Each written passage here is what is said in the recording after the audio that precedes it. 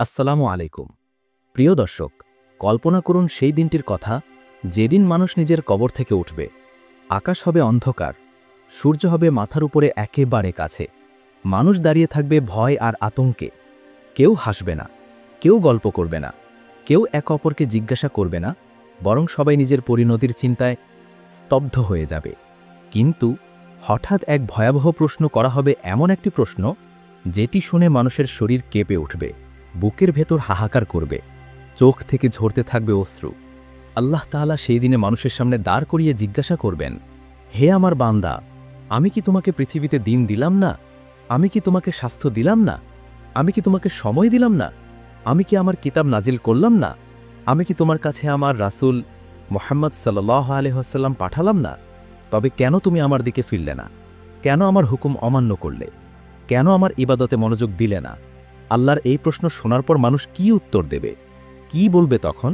কেউ বলতে পারবে না যে আমি জানতাম না, কেউ বলতে পারবে না যে আমি বুঝতাম না, বরং সবাই স্বীকার করবে, হে আল্লাহ, হ্যাঁ, আমরা সময় পেয়েছিলাম, আমরা স্বাস্থ্য পেয়েছিলাম, আমরা তোমার কিতাব পেয়েছিলাম, আমরা তোমার রাসূল সাল্লাল্লাহু আলাইহি ওয়াসাল্লামের দাওয়াত পেয়েছিলাম, কিন্তু আমরা গাফেল ছিলাম, আমরা দুনিয়ার মোহে পড়ে গিয়েছিলাম।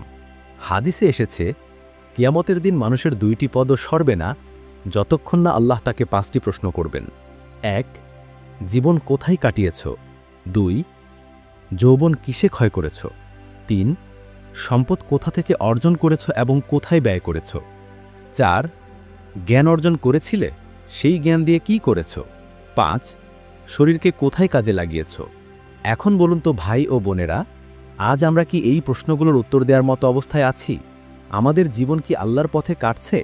আমাদের যৌবন কি ইবাদত, কুরআন, নামাজ আর আল্লাহর সন্তুষ্টির কাজে কাটছে, নাকি মোবাইল, ইন্টারনেট, পাপ, গাফিলতি আর অযথা আনন্দে নষ্ট হয়ে যাচ্ছে? ভাবুন তো, যখন আল্লাহর সামনে দাঁড়ানো হবে, তখন কি কোনো বাহানা চলবে?